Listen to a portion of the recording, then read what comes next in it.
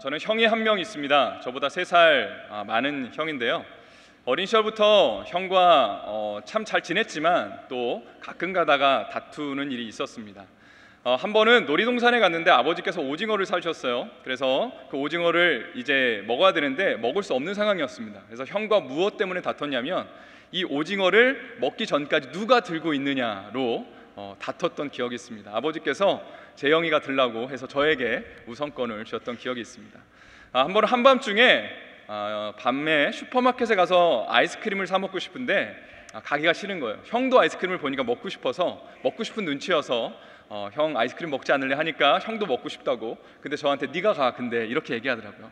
그래서 형이 갔으면 좋겠다고 계속 설득을 하는데 형이 나중에 이렇게 이야기를 했습니다. 나는 아이스크림 안 먹어도 상관없으니까 너 먹고 싶으면 너가 갔다 와, 이렇게 얘기했습니다. 그래서 도저히 안 될 것 같아서 제가 결국은 슈퍼마켓에 한 10분 정도 걸리는 그 거리에 걸어서 갔습니다. 그래서 이왕 슈퍼마켓에 갔으면 제 것도 사고 형 것도 사오면 참 좋잖아요. 근데 제가 어떻게 했을까요? 제 것만 사왔습니다. 그래서 혼자 이렇게 아이스크림을 맛있게 먹고 돌아오는데 그 모습을 보시고 부모님께서 굉장히 뭐라고 나무래하셨던 기억이 있습니다. 어린 시절 저에게는 참 이해할 수 없는 일이었습니다. 아니, 왜 내가 잘못한 게 뭐가 있다고, 그냥 형이 가기 싫어서 내 것만 사왔는데 라는 생각을 가졌지만, 어린 시절에 제가 배운 것이 무엇이냐면 때로는 나 혼자만 잘한다고 되는 게 아니구나, 같이 해야 되는 것도 있구나 라는 것을 어린 시절에 배웠던 기억이 있습니다. 우리는 지극히 개인주의적 사회에서 살고 있습니다. 제가 섬기고 있는 공동체에 얼마 전에 한 셀 목자가 저에게 이런 질문을 했습니다. 본인의 셀원 중에 한 명이 어떤 질문을 했냐면, 주일날 열심히 예배드리고 은혜도 받고 있고 말씀도 열심히 보고 있고 기도도 하고 하나님과 나와의 개인적 관계에는 문제가 없는데 왜 굳이 셀 모임에 가야 되나요? 라고 물었다는 거예요. 근데 셀 목자가 이거에 대해서 뭐라고 대답해 줘야 될지를 몰랐다고 합니다. 사실 우리는 신앙생활을 하면서 나와 하나님과의 관계만을 생각할 때가 참 많이 있습니다. 예배 가운데 은혜가 임하고 말씀과 기도 생활 가운데 하나님의 은혜가 충만히 임하면 그걸로 충분한 것 아닌가, 그것이 성숙한 것 아닌가라고 생각하는 경향이 있습니다. 그러나 성경이 생각하는, 성경이 말하고 있는 성숙의 개념은 하나님과 나와의 개인적 차원을 뛰어넘을 때가 굉장히 많이 있습니다. 예전에 한국에는 장롱면허라는 단어가 있었습니다. 지금도 아마 있는 것 같아요. 이게 무엇이냐면 운전면허증을 땄는데 10년이고 20년이고 운전을 하지 않고 그냥 장롱 안에 넣어둔다. 그래서 장롱면허라는 말이 있습니다. 신앙생활에도 이런 장롱 신앙 같은 것이 있지 않을까라는 생각을 합니다. 주일날 하나님의 은혜를 마음껏 받고 내가 하나님과 말씀 가운데 온전히 교제하는 것을 누리고 있는데, 이제는 그것으로만 만족하고 실제로 내가 배운 것, 은혜 받은 것을 내 삶 가운데 적용하지 않는다면, 내가 하나님께 받은 것을 다른 사람과 나누는 것을 내가 거부한다면 그것이 장롱 신앙이 되지 않을까라는 생각을 해보게 됩니다. 그래서 성경이 말하는 성숙이라는 개념은 하나님과 관계를 맺을 뿐만이 아니라 내가 내 주변의 사람들과도 잘 관계를 맺는 것을 포함하는 개념입니다. 다시 말해서요, 누군가가 아파하고 힘들어하고 있을 때에 내가 그 사람에게 다가가서 그 사람의 손을 붙잡고 함께 길을 걸어가는 것을 나의 성숙이라고 부른다는 거예요. 나의 성숙이 단순히 하나님과의 관계만 있는 것이 아니고 관계 속에서 누군가 아파하고 힘들어하는 사람들을 함께 내가 갈 때에 그것을 나의 비로소 성숙이라고 성경은 정의한다는 것이죠. 그래서 신앙생활에는 수직적인 면과 수평적 면이 모두 존재합니다. 수직적인 면은 우리가 아는 것처럼 하나님과 내가 관계 맺는 것입니다. 말씀 가운데 은혜 받고 예배 가운데 은혜 받고 예수 그리스도의 복음 앞에 내 삶을 드리기로 결단하는 것이죠. 그러나 수평적인 면은 내가 하나님께 받은 은혜를 근거해서 내 주변의 사람들과 나누고 그 은혜를 베푸는 것을 신앙의 수평적인 면이라고 부를 수 있습니다. 그리고 신앙의 성숙이라는 것은 이 두 가지 측면이 잘 조화를 이루고 균형을 이루었을 때에 비로소 성숙한 신앙인이라고 말할 수 있습니다. 오늘 읽은 본문 야고보서는 신앙생활의 이런 두 가지 측면을 강조하고 있는 서신입니다. 야고보서 1장 1절 말씀을 제가 읽도록 하겠습니다. 1장 1절 말씀, 하나님과 주 예수 그리스도의 종 야고보는 흩어져 있는 12지파에게 문안하노라. 야고보서라는 편지를 쓴 사람은 예수님의 동생 야고보였습니다. 그러니까 야고보서죠. 어렵지 않습니다. 야고보서는 야고보가 썼죠. 자, 그렇다면 야고보서의 수신자는 누구였을까요? 성경에 의하면 흩어져 있는 12지파라고 나와 있습니다. 학자들은 이 흩어져 있는 12지파가 아마 이민자 생활을 하고 있는 유대인 크리스찬이 아니었을까라고 그렇게 추측을 합니다. 자, 그렇다면 2000년 전에 곳곳에 흩어져서 이민자 생활을 하고 있는 성도들의 삶의 수준이 가난했을까요? 부자였을까요? 아마 굉장히 가난했을 겁니다. 2000년 전이고 이민자의 생활을 했기 때문에. 그래서 당시 야고보서를 받고 있는 교회의 아마도 제 생각에는 95%의 구성원은 굉장히 가난한 삶을 살았을 것이고, 아마 극히 소수 한 5% 정도가 부자인 삶을, 그러니까 이민자의 삶을 살면서 성공한 사람들 5%와 그리고 나머지 95%의 가난한 사람들이 그 교회의 구성원이었다는 것입니다. 그런데 이 교회 안에서 어떤 문제가 발생을 했냐면 야고보서 2장 1절과 4절 말씀을 보면 이렇게 되어 있습니다. 내 형제들아, 영광의 주 곧 우리 주 예수 그리스도에 대한 믿음을 너희가 가졌으니 사람을 차별하여 대하지 말라. 너희끼리 서로 차별하면 악한 생각으로 판단하는 자가 되는 것이 아니냐. 이 말씀에 의하면 교회 안에 지금 차별이 존재하고 있죠. 부자와 가난한 자 사이에 차별이 존재하고 있습니다. 그리고 2장 2절과 3절 말씀은 이렇게 말하죠. 만일 너희 회당에 금가락지를 끼고 아름다운 옷을 입은 사람이 들어오고 또 남루한 옷을 입은 가난한 사람들이 들어올 때에 너희가 아름다운 옷을 입은 자를 눈여겨보고 말하되 여기 좋은 자리에 앉으소서 하고 또 가난한 자에게 말하되 너는 거기 서 있든지 내 발등상 아래에 앉으라 하면, 여기 보면 부자 성도와 가난한 성도가 교회에 동시에 들어오게 되죠. 부자 성도가 교회 안에 들어왔을 때는 사람들이 반가워하면서 인사하면서 어서 오시라고, 여기 좋은 자리에 앉으시라고 그렇게 안내를 했지만, 가난한 성도가 들어왔을 때는 별로 아랑곳하지 않고 앉든지 말든지 예배를 드리고 가든지 말든지 하면서 아무런 상관을 하지 않았다고 이야기합니다. 저는 이 본문을 묵상하면서 이런 가정을 해봤습니다. 저희 교회에 A라는 성도님과 B라는 성도님이 계신다고 가정을 해봤습니다. A 성도님은 하나님이 물질적인 복을 참 많이 주셔서 부자십니다. 그리고 하나님의 은혜에 감사해서 헌금도 많이 하시고 또 교회 봉사도 최선을 다해서 열심히 하시기 때문에 대부분의 교회 성도님들이 그 A 성도님을 존경하고 그리고 따르고 오시면 인사도 하고 하는 그런 성도님입니다. 그런데 B라는 성도님은 A라는 성도님과 똑같이 하나님을 사랑하는 마음은 있지만 물질적인 복을 아직 받지는 못하셔서 가난한 삶을 살고 계십니다. 그렇기 때문에 하나님께 많은 물질을 헌금으로 드리지는 못했습니다. 또 몸이 연약하기 때문에 교회 봉사를 많이 하시지도 못하고 있습니다. 자, 그렇다면 A라는 성도님과 B 성도님이 교회에 동시에 입장하실 때에 성도님들은 누구에게 더 많은 인사와 또 그런 반가움을 표시할까요? 대답하시라고 질문했습니다. 아마도 A라는 성도님에게 더 많은 관심을 표시하겠죠. 그리고 A 성도님과 B 성도님에게 똑같이 어려운 일이 발생한다면 누구에게 더 많은 도움과 어떤 그런 기도를 해드릴까요? A라는 성도님에게 역시 더 많은 도움과 기도를 해드릴 것입니다. 아무도 지금 야고보서를 받고 있는 교회 안에서도 이와 비슷한 일들이 일어나고 있는 것이 아닌가라는 생각을 합니다. 사람들이 부자가 교회에 오면 그를 더 많이 환호해주고 가난한 자가 교회에 오면 별로 아는 척하지 않은 것이 어찌 보면 너무나 당연한 일이었습니다.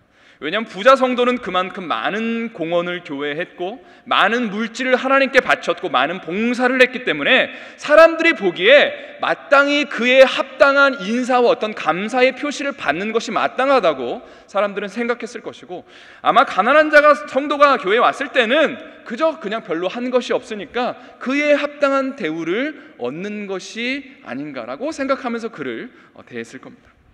그러나 야고보 사도는 제가 방금 읽어드린 야고보서 2장 1절에서 지금 이러한 교회의 모습이 세상의 상식으로는 맞는 얘기지만 그러나 복음이 추구하고 있는 정신은 이것이 아니라고 도전하고 있는 겁니다. 야고보서 2장 1절 말씀 제가 다시 한번 읽어드리겠습니다. 내 형제들아, 영광의 주 곧 우리 주 예수 그리스도에 대한 믿음을 너희가 가졌으니 사람을 차별하여 대하지 말라. 여기 보면 너희가 영광의 주 곧 우리 주 예수 그리스도에 대한 믿음을 가졌다라고 얘기합니다. 다시 말해서 그들은 예수님의 복음을 받아들인 자들입니다. 예수님의 복음을 받아들이면서 어떤 조건이 있어서 내가 잘나서 받아들이는 것이 아니고 그저 아무런 자격이 없는데 하나님의 은혜로 주님의 십자가의 공로로 온전히 구원받은 성도들이 되었습니다. 그렇다면 그 은혜를 받은 성도들이 다른 성도들을 대할 때에 어떻게 해야 되냐면, 어떤 성도가 이만큼의 자격이 있기 때문에, 이만큼 받을 자격이 있기 때문에 그에 합당하게 대하고, 어떤 성도는 정말 요만큼의 합당한 자격밖에 없기 때문에 그에 맞게 대하지 말고, 너희가 은혜 받았다면 세상의 방식대로 사람들이 한 것에 합당하게 대하지 말고 그저 은혜 받은 자답게 똑같이 두 사람을 대하는 것이 복음의 정신을 추구하는 것이라고 그는 지금 도전하고 있는 것입니다. 왜냐하면 주님이 우리를 구원하신 이유가 우리의 어떤 선행이나 공적 때문이 아니라 그저 주님의 전적인 은혜였기 때문입니다. 이러한 모습은 예수님께서 이 땅 가운데 계실 때에 보여주셨던 태도와도 너무나 일치합니다. 예수님은 참 많은 시간을 세리와 죄인들과 시간을 보내셨습니다. 그들은 사회적인 약자였고 손가락질 받는 자들이었고 하나님께 어떤 선한 일을 한 것이 아무것도 없는, 정말 사회에서 쓰잘데기 없는 사람들이라고 평가받는 사람들이었습니다. 그러나 예수님은 그들과 참 많은 시간을 보내셨죠. 그리고 사람들이 예수님을 비난할 때에 예수님이 이렇게 말씀하셨습니다. 마가복음 2장 17절에 이렇게 말씀하셨어요. 예수께서 들으시고 그들에게 이르시되 건강한 자에게는 의사가 쓸데없고 병든 자에게라야 쓸데있느니라. 나는 의인을 부르러 온 것이 아니요 죄인을 부르러 왔노라 하시니라. 만약 예수님께서 사람들을 대하실 때에 그들이 보여줬던 어떤 공적이나 어떤 선행이나 헌금의 양을 따라서 예수님이 그들을 대하셨다면 그들은 정말로 예수님과 함께 할 수 있는 기회가 없었을 겁니다. 그러나 예수님은 병자를 부르러 오셨기 때문에 자격이 없고 그리고 하나님 앞에 전적으로 무능력하고 죄인인 그런 영적인 환자들을 주님은 전적인 은혜로 부르러 오셨기 때문에 예수님은 당연히 세리와 죄인들의 친구가 되어 주실 수 있었던 겁니다. 그래서 오늘 우리가 읽은 본문 야고보서에서 야고보 사도는 성도들에게 다음과 같이 도전하고 있습니다. 야고보서 1장 27절 오늘 본문의 말씀인데요, 한번 다 같이 한 목소리로 우리 읽었으면 좋겠습니다. 시작. 하나님 아버지 앞에서 정결하고 더러움이 없는 경건은 곧 고아와 과부를 그 환난 중에 돌보고 또 자기를 지켜 새 속에 물들지 아니하는 그것이니라. 여기서 경건이라는 단어가 나오는데 이 단어는 예배라는 단어로도 번역이 될 수 있는 단어입니다. 그렇다면 하나님 아버지 앞에서 정결하고 더러움이 없는 예배는 무엇이냐면 고아와 과부를 그 환난 중에 돌보고 또 자기를 지켜 새 속에 물들지 아니하는 것이라고 그렇게 번역될 수 있습니다. 고아와 과부는 2000년 전 당시에 사회적인 대표적 약자였습니다. 그들은 경제적인 활동을 할 수 있는 수단이 아무것도 없었기 때문에 누군가가 이 사람들을 도와주지 않으면 굶어 죽을 수밖에 없었던 자들이었습니다. 그런데 야고보 사도가 도전하는 것은 진정한 예배라는 것은 예배의 현장에서만 일어나는 것이 아니라는 것이죠. 예배의 현장 가운데 우리는 충분히 은혜 받아야 됩니다. 주님의 그 무조건적 사랑과 예수 그리스도의 보혈의 은혜 가운데 주님이 나를 씻으셨구나, 주님이 나를 전적인 은혜로 받으셨구나라고 우리는 감동해야 되고 그리고 거기에 반응해야 됩니다. 그런데 그걸로 끝나면 안 되고 하나님이 나를 은혜로 받으셨다면 이제는 그 감동과 은혜를 가지고 삶의 현장으로 가서 가난하고 힘들고 받을 자격이 없는 자들에게 내가 은혜 받은 것을 똑같이 나누는 것이 진정한 예배의 정신이라고 오늘 야고보 사도는 우리에게 도전하고 있는 것입니다. 사실 이러한 예배의 정신은 구약 성경에 참 많이 등장하고 있습니다. 이사야 58장에 보면요, 이스라엘 백성들이 다 같이 금식하는 모습이 나옵니다. 하나님께서 이스라엘 백성들에게 율법을 주시면서 다 같이 금식해라 라고 명령하신 거는요 딱 한 번밖에 없습니다. 그게 뭐냐면 속죄일, The Day of Atonement라는 속죄일이라는 명절 때 다 같이 금식하라라고 명령하셨습니다. 그래서 티모시 켈러라는 목사님은 이 이사야 58장에 대해서 언급하시면서 아마 이 말씀이, 이 이사야 58장이 아마도 속죄일이라는 명절을 배경으로 이렇게 말씀된 것이 아닌가라는 그런 얘기를 하셨습니다. 그래서 이 목사님이 정의란 무엇인가라는 책을 쓰셨는데 그 책에서 언급한 내용을 제가 우리 성도님들과 좀 나누고 싶습니다. 유대인의 달력으로요, 속죄일은 7월 10일입니다. 이 속죄일에 이스라엘 백성들이 하는 두 가지 대표적인 것이 있는데요. 하나는 제가 이미 언급한 것처럼 온 백성들이 금식하면서 하나님 앞에 죄를 회개하는 일이고요. 두 번째는 대제사장이 1년에 단 한 번 지성소라는 곳에 들어가는 날입니다. 그때가 바로 속죄일입니다. 그리고 지성소에 그냥 들어가는 것이 아니고 염소를 한 마리 잡습니다. 그리고 염소를 한 마리를 잡기 전에 이제 이스라엘 백성들의 온 죄를 그 염소 위에 안수하게 되죠. 이 모든 죄를 전가합니다. 그리고 이 염소를 잡아 죽입니다. 그리고 거기서 나오는 피를 이제 대접에 받아다가 그거를 지성소 안에 법궤 위에 뿌리는 겁니다. 시은자라는 곳에 뿌리는 것이고, 그때에 하나님이 이스라엘 백성들의 죄를 받아주시고 사하시는 역사가 일어나는 날이 바로 속죄일이었습니다. 사실 이 명절은 굉장히 이스라엘 백성들에게 중요한 날이었습니다. 왜냐하면 1년 동안 지은 죄가 하나님 앞에 공식적으로 사함받는 날이었기 때문이죠. 아마 이스라엘 백성들이 성전 밖에서 이스라엘 그 모든 백성들이 그 성전 둘레에서 이렇게 계속 서 있을 때에 아마 대제사장이 이제 그 염소의 피를 받아다가 지성소에 들어가는 일을 하고 있었을 겁니다. 그러니까 백성들이 다 지켜보고 있는 거예요. 무슨 일 없나? 자, 그리고 실제로 이 속죄일에 대제사장이 지성소에 들어갔다가 죽음을 당하는 일도 있었습니다. 왜냐하면 가장 거룩한 곳이었기 때문에 합당하지 않은 모습으로 대제사장이 거기에 들어가게 되면 죽임을 당했습니다. 그래서 대제사장이 들어갈 때에 이제 발에 끈을 묶고 들어갔다고 해요. 왜냐하면 아무도 들어갈 수 없으니까 만약에 대제사장이 죽으면 그 사람을 이제 끈으로 이렇게 데리고 나오는 것이죠. 아마 대제사장이 지성소에 나왔을 때 사람들은 굉장히 감사하고 또 기뻐했을 겁니다. 왜냐하면 우리의 죄가 공식적으로 하나님 앞에서 사함 받았다는 것을 대제사장이 이제 지성소에 나와서 선포해 주었기 때문입니다. 그런데 이사야 58장에서요, 이렇게 많은 사람들이 속죄일날 하나님 앞에 금식하고 예배하면서 기도하는 모습에 대해서 하나님이 뭐라고 표현하시냐면, 우리 한번 다 같이 찾아봤으면 좋겠습니다. 이사야 58장, 구약성경 1038페이지입니다. 구약성경 1038페이지, 이사야 58장 2절 말씀.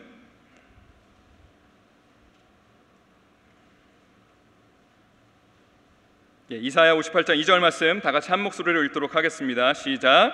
그들이 날마다 나를 찾아 나의 길 알기를 즐거워함이 마치 공의를 행하여 그의 하나님의 규례를 저버리지 아니하는 나라 같아서 의로운 판단을 내게 구하며 하나님과 가까이 하기를 즐거워하는도다.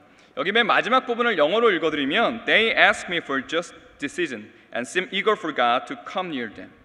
여기 보면 그들은 하나님의 길을 구했습니다. Just decision을 하나님께 물었습니다. 하나님께 가까이 가기를 간절히 원했습니다. 그런데 이러한 이스라엘 백성들의 금식에 대한 하나님의 평가는 굉장히 충격적입니다. 이사야 58장 4절의 뒷부분 제가 읽어드릴게요. 너희가 오늘 금식하는 것은 너희의 목소리를 상달하게 하려는 것이 아니냐.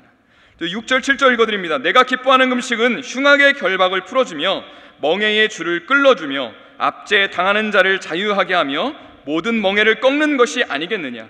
또 줄인 자에게 대해 양식을 나누어 주며 유리하는 빈민을 집에 들이며 헐벗은 자를 보면 입히며 또 내 고륙을 피하여 스스로 숨지 아니하는 것이 아니겠느냐. 사람들은 금식하며 하나님의 일을 구했습니다. 하나님 앞에 간절히 예배하며 하나님 우리에게 무엇이든지 원하시면 순종하겠습니다 결단까지 했습니다. 그리고 대제사장이 하나님 앞에 지성소에 들어갔다가 나오는 그 순간에 이제는 하나님의 은혜 가운데 우리의 죄가 사해졌군요라고 감사의 표시까지 했습니다. 그러나 문제는 무엇이냐면 그걸로 끝났다는 것이죠.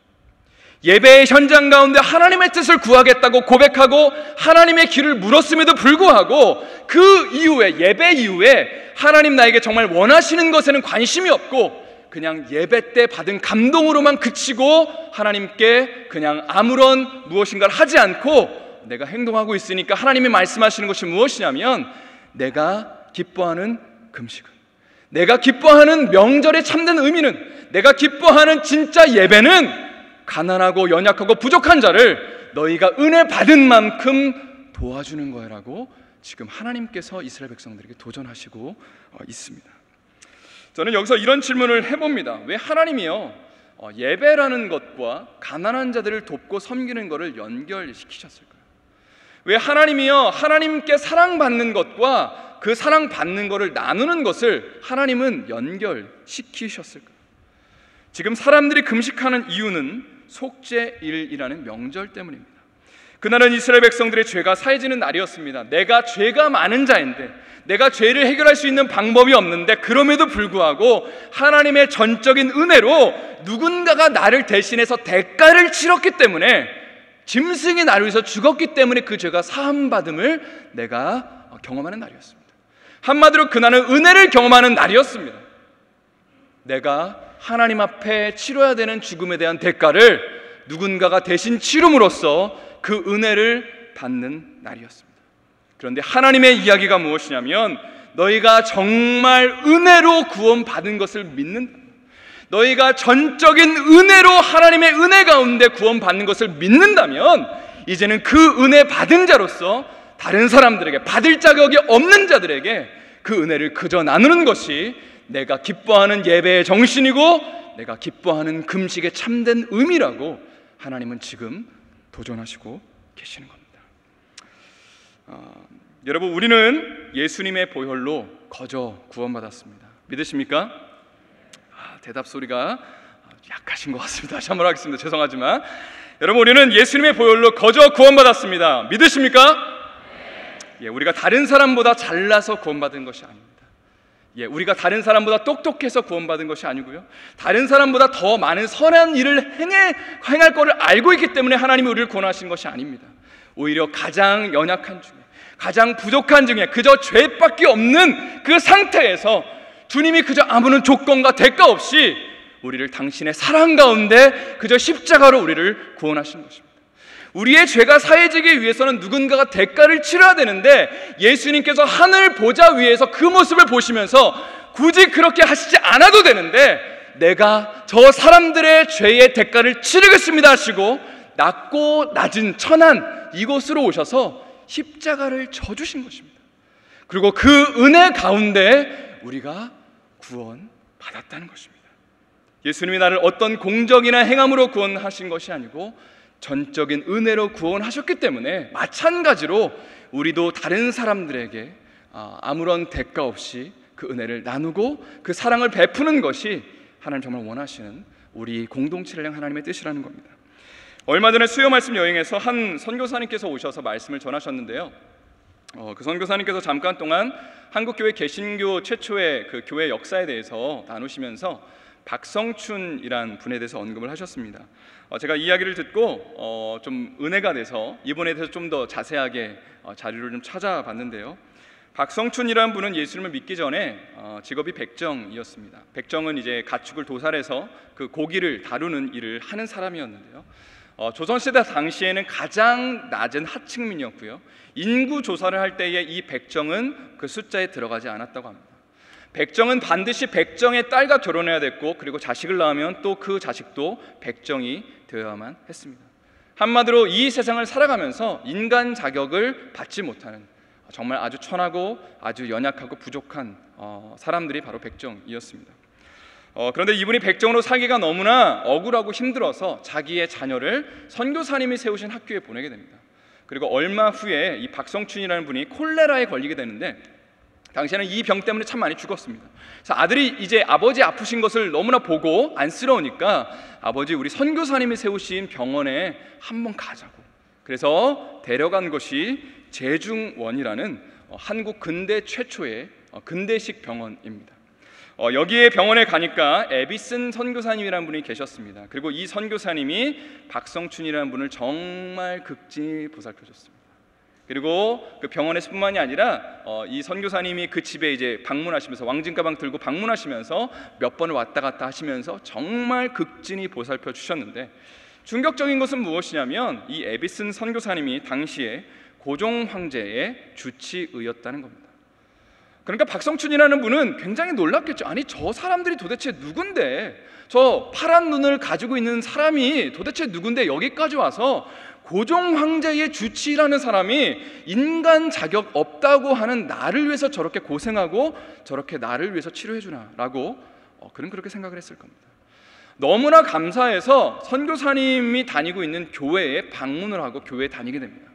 이 교회가 당시에 20여 명밖에 되지 않는 아주 작은 교회였습니다. 선교 초창기였기 때문에. 20여 명의 성도들이 대부분이 양반이었어요. 근데 백정이 교회에 들어오니까 어떻게 반응했냐면, 우리는 저 사람이랑 같이 교회 못 다닙니다. 쫓아내십시오. 안 그러면 우리가 나가겠습니다. 선교사님들이 이 얘기를 듣고 굉장히 마음 아파하시면서 고민하고 또 서로 의논도 하시고 하면서 내린 결론이 무엇이냐면, 모든 사람은 하나님 앞에 평등합니다. 저 박성춘이라는 분 내보낼 수 없어요. 그렇게 했을 때에 실제로 양반들이 이 교회를 다 떠났습니다. 그래서 박성춘이 남아있는 교회는 천민과 상민들이 다니는 교회가 됐고, 양반들이 따로 세운 교회는 또 양반들만 다니는 교회가 되었습니다. 이런 상황 속에서 이 박성춘이라는 분은 어떤 생각을 했겠어요? 아니, 도대체 이 교회라는 것이 무엇이길래 저렇게 양반 편을 들지 않고 나의 편을 들지? 그렇게 생각을 했겠죠. 그리고 세상 사람들이 그 모습을 보면서 무엇이라고 생각했을까요? 아니, 도대체 교회라는 데는 뭔데 양반 편을 들지 않고 저렇게 인간 취급받지 못하는 저 한 사람 편을 들지라고 사람들은 생각을 했습니다. 그리고 결론적으로는요, 이 박성춘이 다녔던 교회는 부흥하고, 그리고 양반들이 세운 교회는 점점 쇠락해서 나중에는 이 교회가 결국 이 교회랑 합쳐지게 되었다고 합니다. 저는 이 모습을 보면서 우리나라 초대 선교사님들이 추구했던 교회 공동체의 모습이 무엇이었는지를 한번 돌아보게 됩니다. 그것은 가난하고 연약하고 부족한 자들을 돌보는 교회였습니다. 다시 말해서 세상에서는 찾아볼 수 없는 섬김과 사랑이 있는 교회였습니다. 내가 굳이 그렇게 하지 않아도 되는데 희생과 섬김이 존재하는 곳이 바로 초대 선교사님들이 세우기 원했던 교회 공동체의 모습이었다는 겁니다. 사실 에비슨 선교사님은 원래 직업이 의사였습니다. 캐나다에서 그저 조선 땅에 오지 않았다면 잘 먹고 잘 살면서 그냥 평생 열심히 정말 돈 벌면서 떵떵거리면서 살 수 있는 직업을 갖고 있는 분이었습니다. 그런데 조선 땅에 오셨죠. 그는 조선 땅에 오셨을 때에 임금을 치유할 수 있는 놀라운 의수를 갖고 있었습니다. 그렇기 때문에 마음만 먹으면 양반들 열심히 고쳐지면서 그 사람들과 함께 또 교회 공동체 멋지게 꾸려갈 수 있었습니다. 그러나 가난하고 병들고 아무도 돌보지 않는 박성춘이라는 분을 돌볼 줄 알았습니다. 교회 안에 분쟁이 일어났을 때에 이 선교사님은 그 수많은 양반들의 편을 들 수 있었습니다. 그러나 그렇게 하지 않고 수많은 양반들의 편을 든 것이 아니고 보잘것없는 한 사람, 가난하고 연약한 한 사람의 편을 들었다는 것입니다. 그리고 그렇게 할 수 있었던 이유에 대해서 만약에 누군가가 묻는다면 이 에비슨 선교사님이 이렇게 대답했을 겁니다. 예수님이 나에게 그런 은혜를 베푸셨기 때문에 저도 그렇게 한 것뿐입니다. 여러분, 에비슨 선교사님은 예수님의 십자가의 의미가 무엇인지를 너무나 잘 알고 있었습니다. 예수님이 십자가에 못 박히시기 전에 더럽고 냄새나는 제자들의 발을 닦기 위해서 제자들의 발 앞에 무릎을 꿇으셨던 것을 그는 알고 있었습니다. 굳이 그렇게 하시지 않아도 되는데 우리의 그 죄를 보시고 더럽다고 피하지 않으시고 우리의 그 죄를 짊어지시고 내가 그 죄를 씻어줄게 말씀하시면서 십자가 위에서 그 모든 고난과 고통을 주님이 몸소 당하셨다는 것을 이 선교사님은 알고 있었습니다. 그러니까 그 사랑 받았기 때문에, 그 은혜 받았기 때문에, 받을 자격 없는 내가 그 은혜 받았기 때문에 이제는 내가 그 사랑 그저 나누는 것뿐입니다라고 고백하면서 사람들에게 그 사랑과 은혜를 나눴다는 것입니다. 이제 말씀을 마치면서 우리가 추구하는 공동체의 모습이 어떤 모습인지를 한번 돌아보기를 원합니다. 우리 공동체 안에는 부자와 가난한 자가 있습니다. 하나님 앞에 헌금을 많이 하고 봉사를 많이 하는 사람도 있고요. 그리고 그렇지 못한 성도님도 계십니다. 좋은 자동차를 타고 계시는 분들도 있고요. 그렇지 못한 분도 계십니다. 혹시 외모가 너무나 출중한 분도 있고요. 그렇지 못한 분도 계십니다. 만약 우리의 모임이 세상의 모임이라면 많이 갖고 있고 많이 공헌하고 있고 많이 헌신하는 자가 마땅히 그에 대한 사랑과 존경을 받는 것이 마땅합니다. 그러나 만약 예수님의 무조건적인 사랑을 받은 교회 공동체라면, 주님이 그렇게 하시지 않아도 되는데 그저 우리의 더러운 발을 피하시지 않으시고 그 더러운 발을 씻기 위해서 이 땅 가운데 오셔서 세우신 교회 공동체라면 우리가 마땅히 어떠한 공동체의 모습을 추구하며 우리가 나아가야 할까요? 굳이 그렇게 하지 않아도 되지만 교회에 왔을 때에 나와 친한 사람들도 물론 있지만 그렇지 않은 사람들에게 따뜻한 말을 건네줄 수 있는 공동체의 모습이 주님이 원하시는 공동체가 아닐까요? 우리 가운데는 경제적으로 부유한 사람도 있지만 정말 힘들고 어려운 가운데 생활하는 분이 있다면 내가 그분들을 찾아가서 내가 가지고 있는 것을 조금이라도 나눌 수 있는 것이 주님이 원하시는 공동체의 모습이 아닐까요? 우리 공동체 안에, 교회 안에, 또 셀 모임 안에 내가 속해 있는 어떤 모임 가운데 내가 싫어하는 사람이 있다면 나 저 사람이랑 같이 안 있어 라고 말하는 것이 아니고 주님이 우리의 그 더러운 발을 씻으시기 위해서 이 땅 가운데 오셨다는 것을 안다면, 그것을 피하지 않으시고 우리 앞에 무릎을 꿇으시고 우리의 더러운 발을 씻으신다는 것을 안다면 내가 그 사랑 받은 자라면 나도 마찬가지로 하나님, 내가 이 사람 불편하지만 하나님, 나도 주님 그렇게 하신 것처럼 이 사람 사랑하겠습니다. 주님, 나도 주님이 나를 그렇게 사랑하신 것처럼 이 사람의 연약함과 부족함을 내가 감싸 안고 이 사람의 발을 닦아 주겠습니다라고 고백하는 것이 정말 주님이 원하시는 교회 공동체의 모습이 아닌가 하는 생각을 합니다. 그래서 이 세상 사람들이 우리 교회를 찾아왔을 때에, 또 우리 셀 안에 찾아왔을 때에 세상이 줄 수 없는 사랑과 섬김을 맛볼 수 있는, 여기는 다르구나, 여기는 정말 은혜 받은 자들, 사랑받은 자들이 넘쳐나는 곳이구나라고 고백할 수 있는 그런 우리 베델 한인교회 되기를 예수님의 이름으로 축복합니다.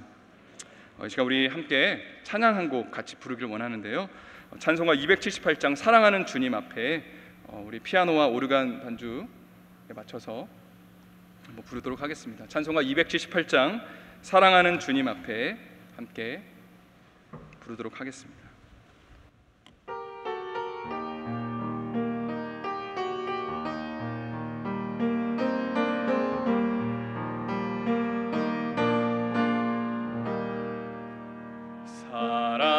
사랑하는 주님 앞에 형제자매 한자리에 주신 은혜 생각하여 즐거운 찬송 부르네. 내 주 예수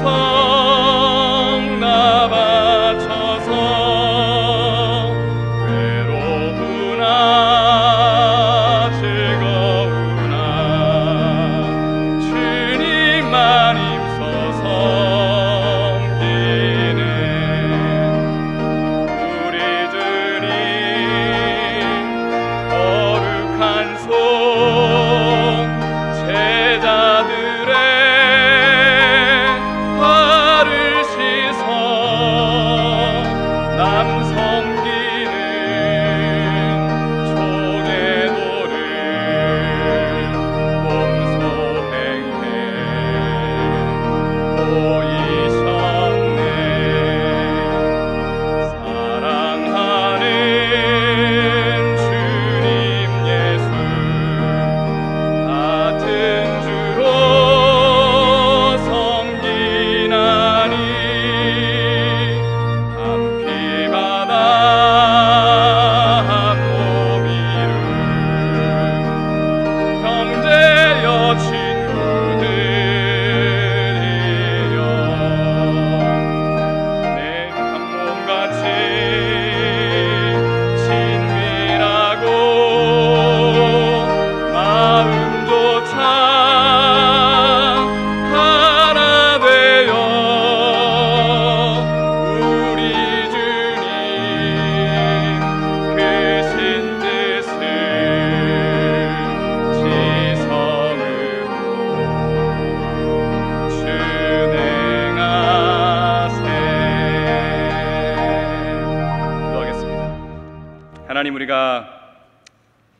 매 예배 때마다 하나님의 은혜를 풍성하게 충만히 넘치도록 받길 소망합니다.